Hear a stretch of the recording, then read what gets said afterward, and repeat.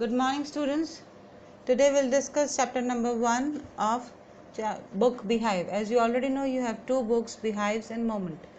In Beehive book, you have chapters and poems, but in Moments, you have only chapters. So we'll do one chapter each of Beehive, then poem, and then one chapter of Moments.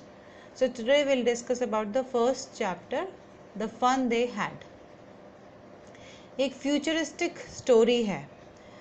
Author का नाम है Isaac Asimov. ये एक American author हैं.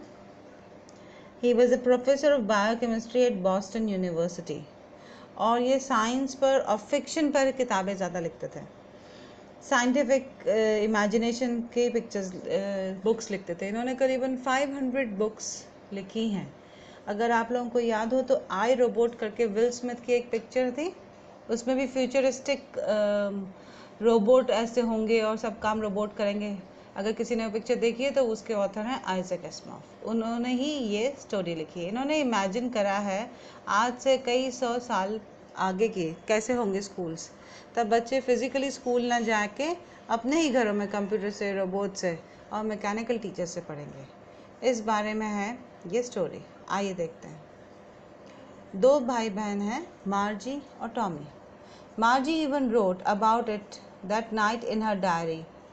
On the page headed 17 May 2157, she wrote, "Today Tommy found a real book." Tommy बड़ा भाई है, मार्जी छोटी बहन है. मार्जी रोज़ रात अपनी डायरी लिखती है. तो आज की तारीख जिस दिन वो डायरी लिख रही है वो साल है 2157, यानी कि करीबन आज से 150 साल फ्यूचर की कहानी है.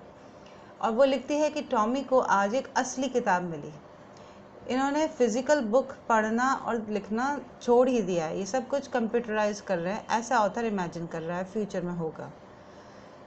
It was very old book. Margie's grandfather once said that when he was a little boy, his grandfather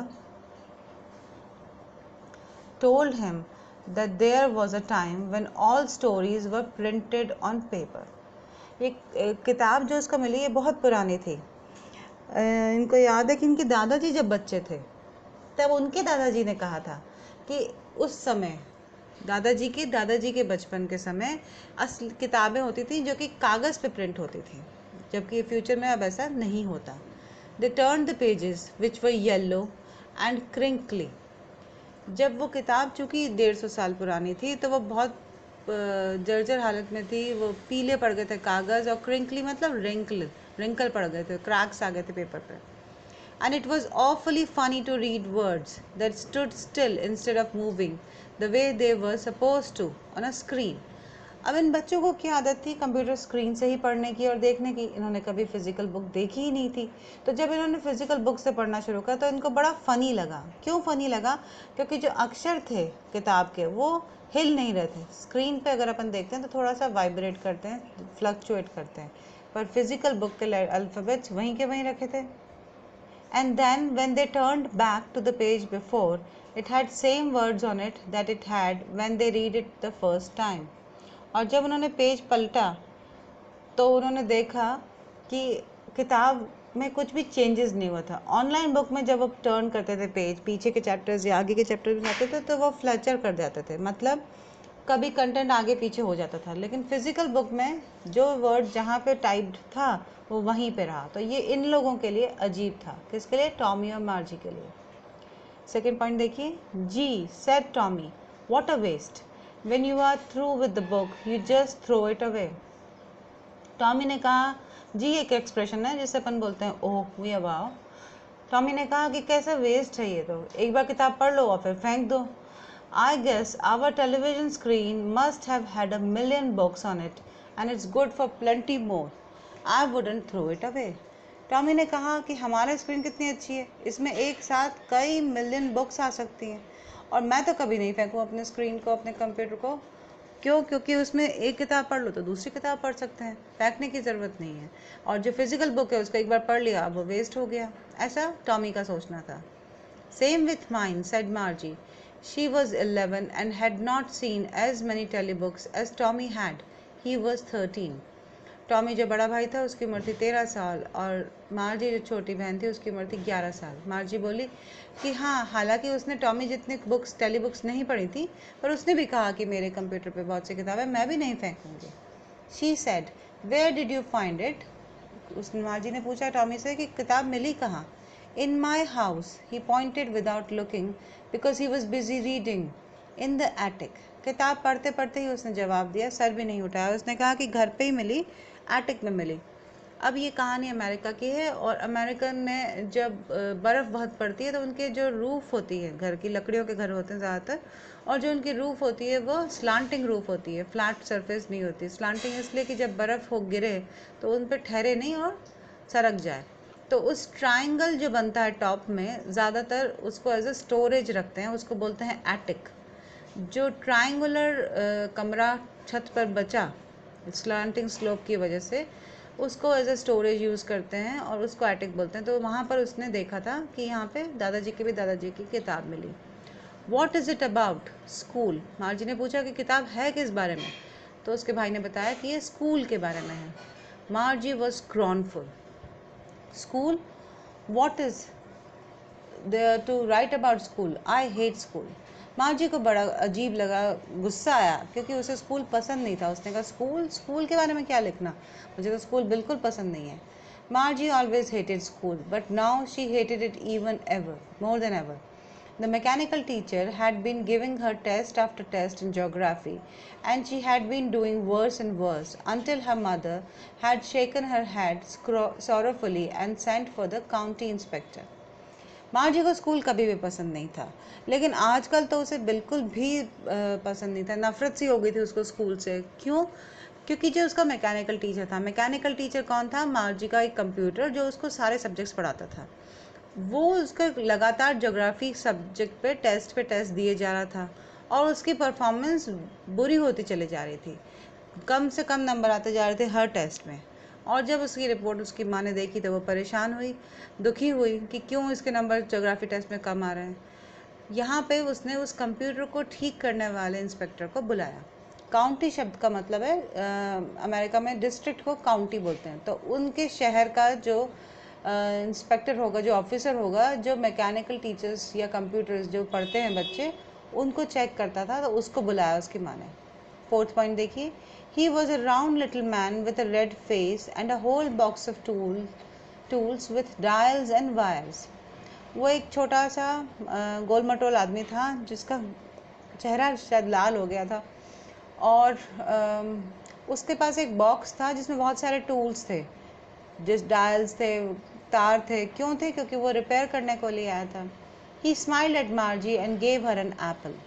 वो शायद एक अच्छा इंसान था क्योंकि उसको पता था मार्जी को प्रॉब्लम है पढ़ने में, और आते ही उसने मार्जी से प्लेजेंटली देखा उसको और उसको खाने के लिए एक एप्पल दिया। Then took the teacher apart.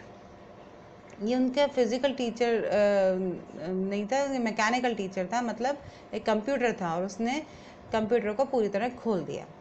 Margie had hoped that it would not know how to put it together again, but he knew how all right, and after an hour or so there was again, large and black and ugly, with a big screen on which all the lessons were shown and the questions were asked. जब उसने computer खोला county inspector ने, तो मार्जी ने सोचा कि काश इसको आता ना हो वापस कैसे पैक करना है, लेकिन ऐसा कुछ नहीं हुआ। काउंटी इंस्पेक्टर को अपना काम आता था और करीबन 1 घंटे के बाद उसने कंप्यूटर ठीक करके वापस सेट कर दिया। अब मार्जी को बिल्कुल पसंद नहीं था वो काला, बड़ा, बदसूरत, बड़ी सी स्क्रीन वाला टीचर अब रेडी था उसको फिर से पढ़ाने के लिए। That wasn't so bad. The part मार्जी hated most was the slot where she had to put homework and the test papers.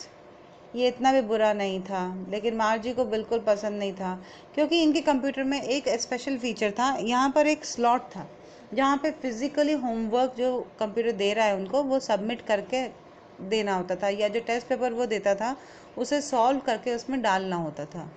ये मार्जी को बिल्कुल पसंद नहीं था क्योंकि वो उसको पढ़ाई अभी समझ में नहीं आ रही थी और उसके टेस्ट पेपर में नंबर कम आ रहे थे, तो उसको टेस्ट देना अच्छा नहीं लग रहा था। She always had to write them out in a punch code that they made her learn when she was 6 years old, and the mechanical teacher calculated the marks in no time. जब ये 6 साल की थी तभी इनको पंच code करना सिखा दिया था कि कैसे टेस्ट पेपर में कोड डालते हैं। और जब ये स्लॉट में डालते थे अपना टेस्ट पेपर तो कंप्यूटर फटाफट उसका रिजल्ट दे देता था और जो लगातार रिजल्ट ख़राब आता जा रहा था। 5th पॉइंट देखिए, the inspector had smiled after he was finished and patted Margie's head. जब इंस्पेक्टर ने अपना काम ख़त्म कर लिया तो मार्जी का सर थपथपाया। He said to her mother, "It's not the little girl's fault, Mrs. Jones. I think the geography sector was geared a little too quick." उसने काउंटी इंस्पेक्टर ने मार्जी की माँ से कहा, मिसेस जोन्स, इसमें छोटे बच्चे की कोई गलती नहीं है। जो इसका जोग्राफी का सेक्टर था कंप्यूटर में वो बहुत फास्ट चल रहा था, मतलब मार्जी के लेवल का नहीं था, वो उससे हायर लेवल के कंटेंट दे रहा था, इसलिए मार्जी समझ नहीं पा रही थी। Those things happen sometime. ऐसा कभी कभी हो जाता है कंप्यूटर में गड़बड़। I have slowed it up to an average 10-year level. Actually, the overall pattern of our progress is quite satisfactory. मैंने इसका लेवल कम कर दिया है। मार्जी 10 साल की थी तो मैंने इसको 10 साल के लेवल तक का कर दिया है और जो इसकी प्रोग्रेस है इसके एज के हिसाब से बहुत सेटिस्फैक्ट्री है, तो परेशान होने की ज़रूरत नहीं है, ये समझा दिया उसने। And he patted Margie's head again, और उसने फिर से उसको मार्जी का सर थपथपाया और चला गया। मार्जी वॉज डिसअपॉइंटेड, मार्जी खुश नहीं थी क्योंकि उसे समझ में नहीं आ रहा था कि फिर से उसको वो सब करना पड़ेगा, वो तो स्कूल से ही खुश नहीं थी। She had been hoping that they would take the teacher away altogether. They had once taken Tommy's teacher away for nearly a month because the history sector had blanked out completely. एक बार उसके बड़े भाई का computer में भी problem थी। उसका history sector जो था, हिस्ट्री का जो कंटेंट था वो उसमें कुछ खराबी हो गई थी, वो पूरा ब्लैंक हो गया था, कुछ दिखाई नहीं दे रहा था।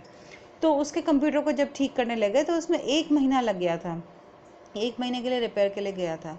और मार्जी सोच रही थी कि उसका कंप्यूटर भी 1 महीने के लिए चला जाए तो कितना अच्छा रहे, 1 महीने पढ़ना ना पड़ेगा। लेकिन काउंटी इंस्पेक्टर ने तो 1 घंटे में ठीक कर दिया था, तो मार्जी खुश नहीं थी। So she said to Tommy, why would anyone write about school. अब वो उस टॉमी से उस किताब के बारे में पूछती है कि कोई भी स्कूल के बारे में क्यों लिखना चाहेगा, क्योंकि मार्जी को तो स्कूल पसंद ही नहीं था। Tommy looked at her with very superior eyes.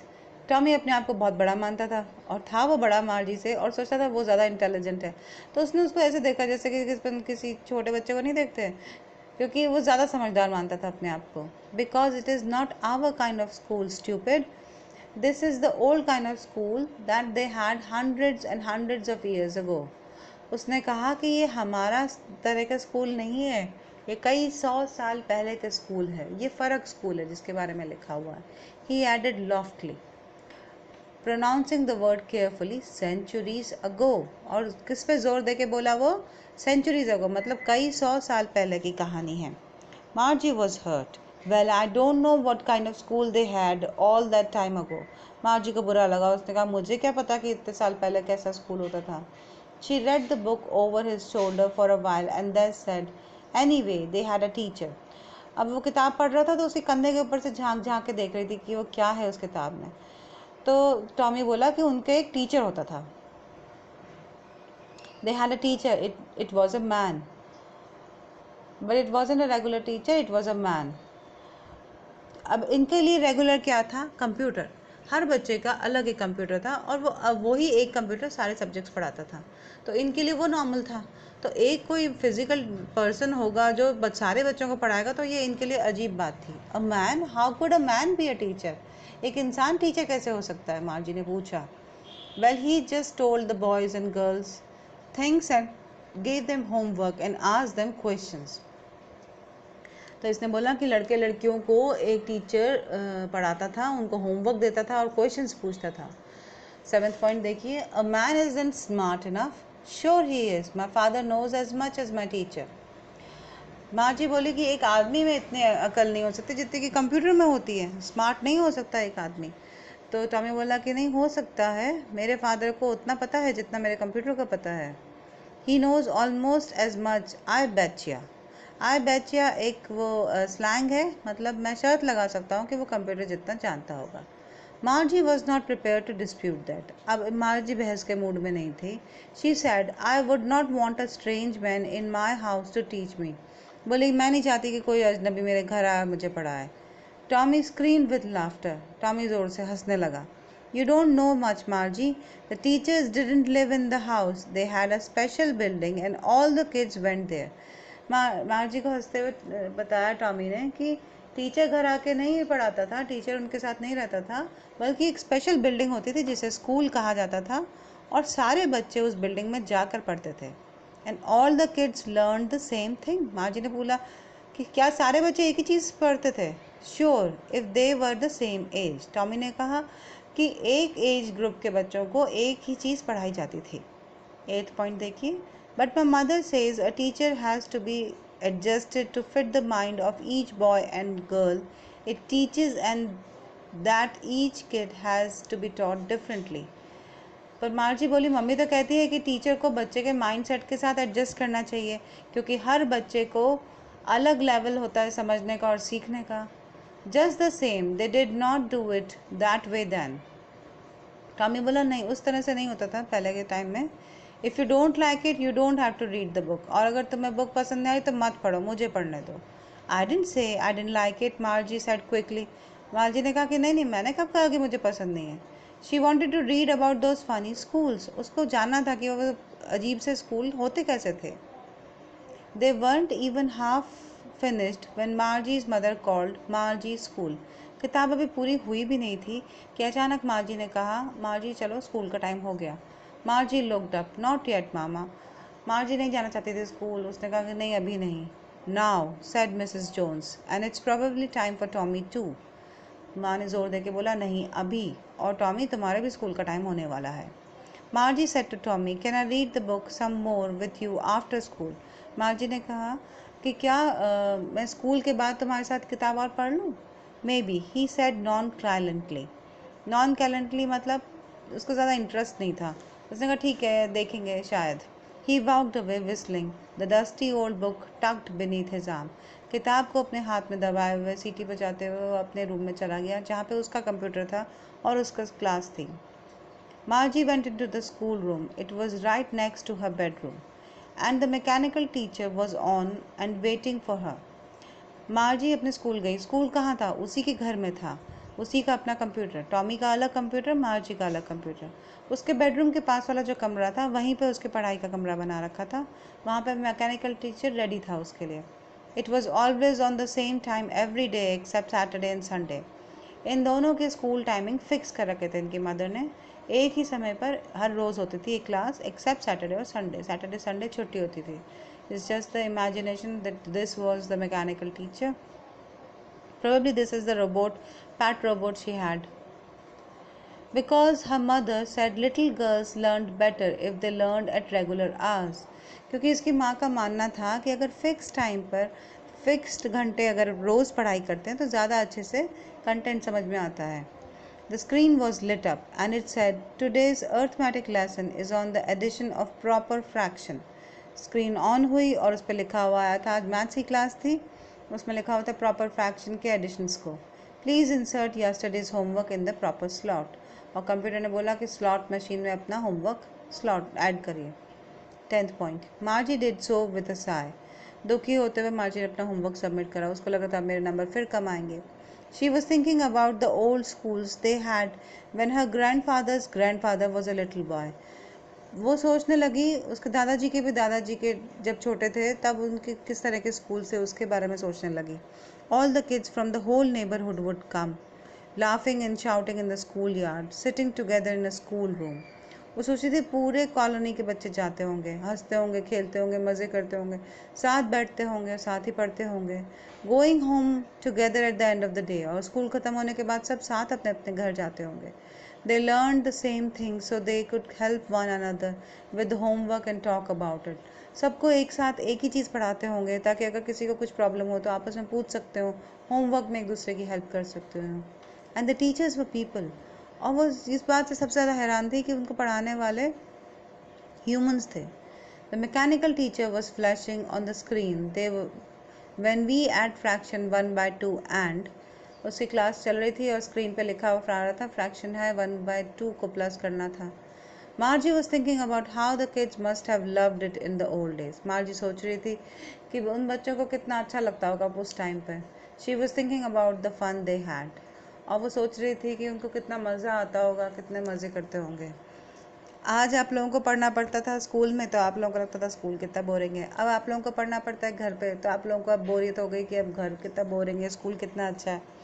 ये अब उनको लगता है कि फ्यूचर का कितना अच्छा होता होगा, फ्यूचर वालों को लगता है कि अरे पिछले ज़माने में कितना अच्छा होता होगा। So moral of the story is grass is always green on the other side. Let's complete our chapter. We will have different categories of questions. The first type of categories are simply one word questions or single sentence question. Second category है answer the following with a refer to context, मतलब एक dialogue दे दिया chapter में से कहीं से, उसको आपको देख के बताना है कि ये किसने कहा, किससे कहा, किस सर्कमस्टेंसेस में, या क्या रेलेवेंस था सेंटेंस का। थर्ड पार्ट जो है वो शॉर्ट पैराग्राफ के हैं, मतलब लॉन्ग आंसर्स हैं, इसको अपन ने जस्टिफाई किया। एंड फोर्थ पार्ट है जो कि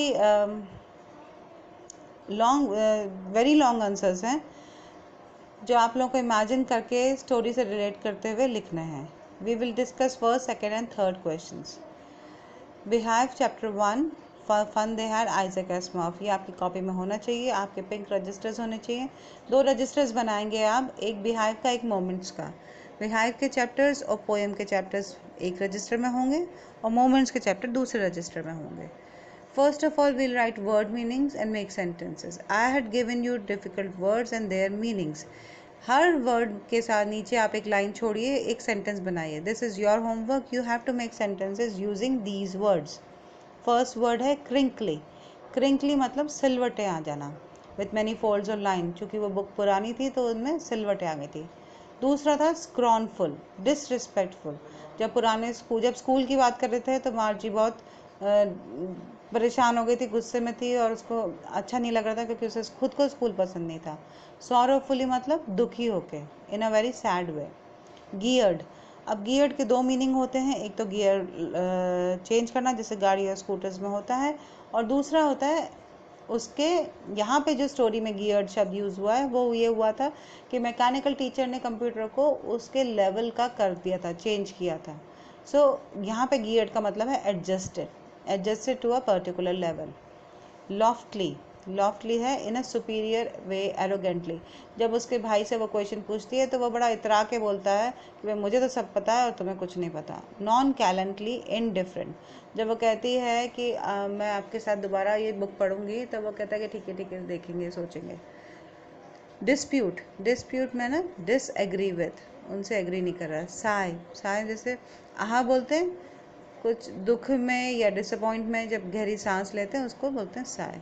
So I've given you 8 words, so you have to make 8 different sentences using these words. Now look into the question answers.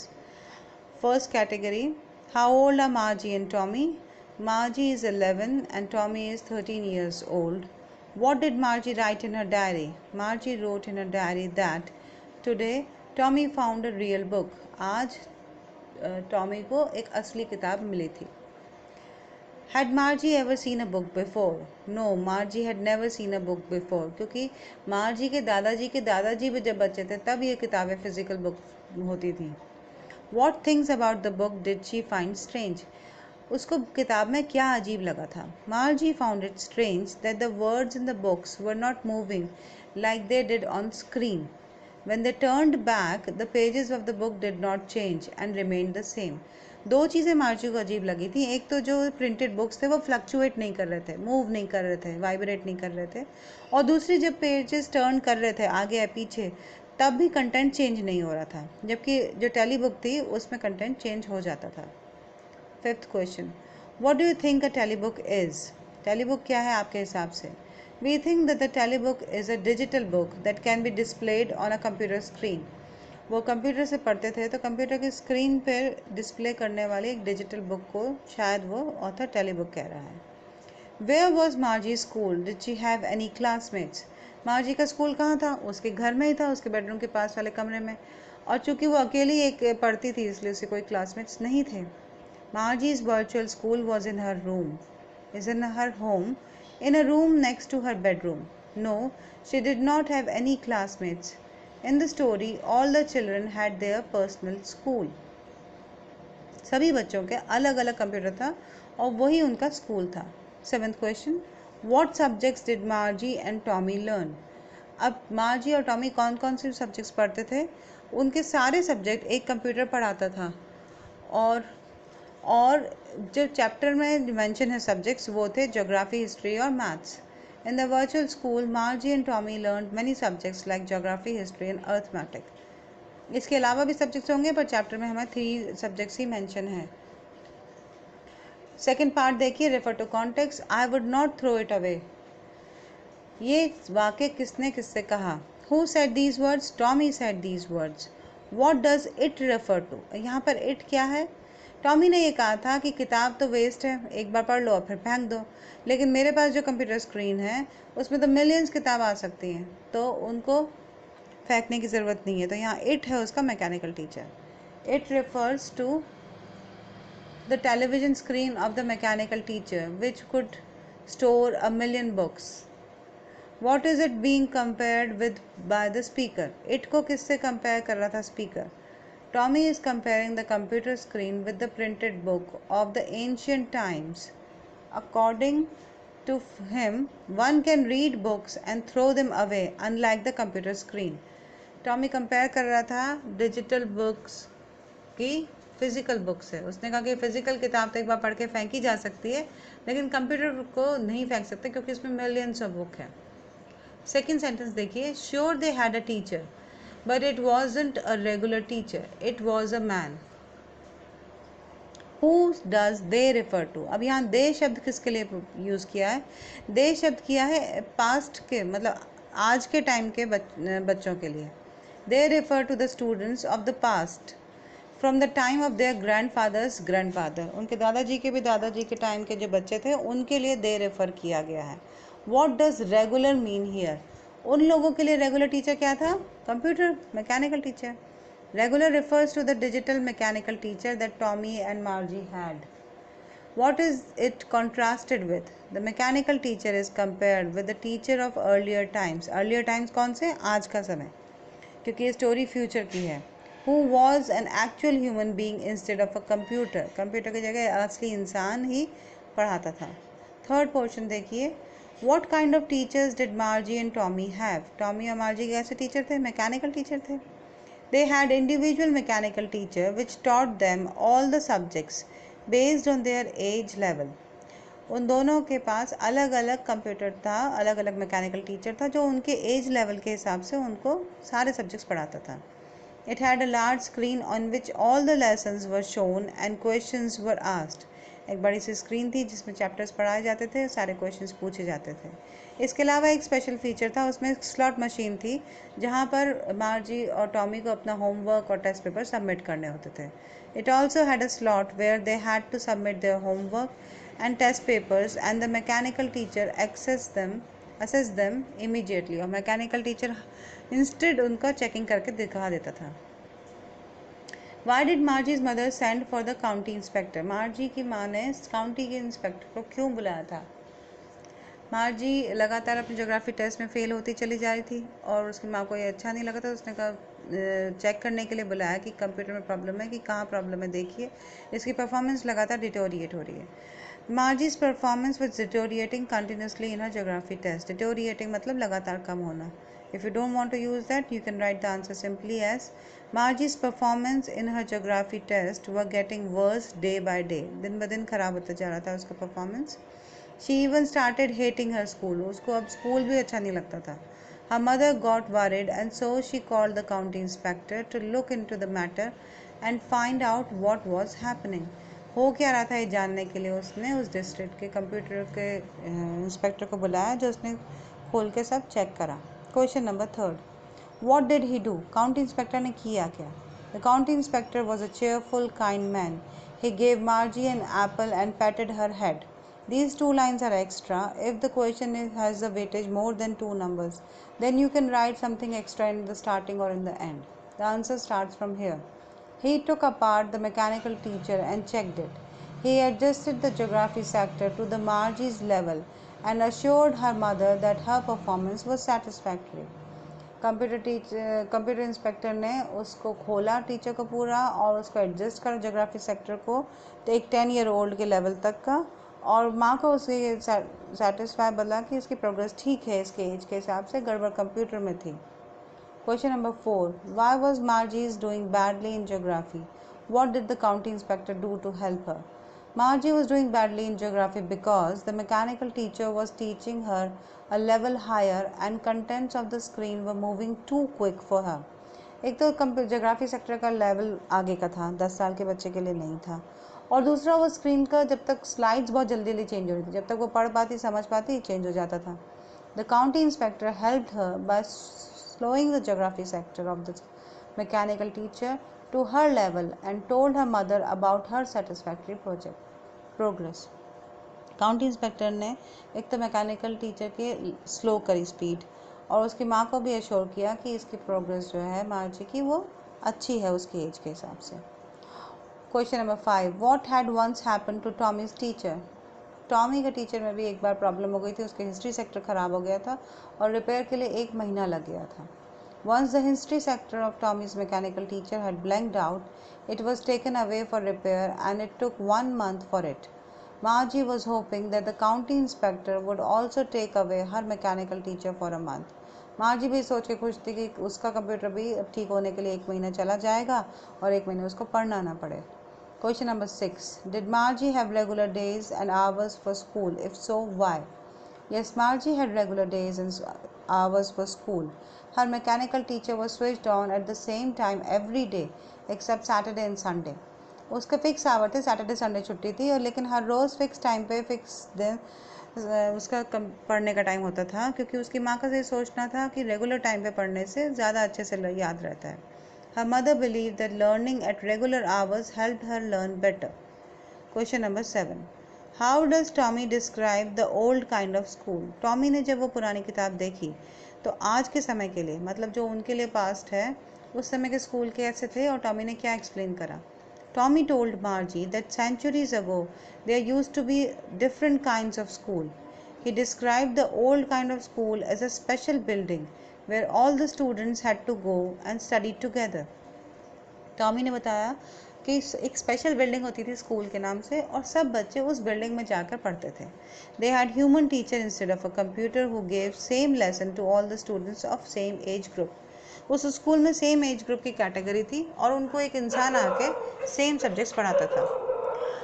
अब क्वेश्चन नंबर 8 है, how does he describe the old kind of teachers?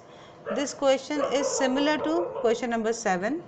So this is your homework. You have to write in your own words, which is almost similar to 7th question. और उसके अलावा भी आप add कर सकते हैं आज के टाइम के टीचर जो उस कहानी के लिए पास्ट थे वो कैसे थे, और उनके बारे में आपको एक शॉर्ट पैराग्राफ लिखना है। This complete our first chapter. Thank you.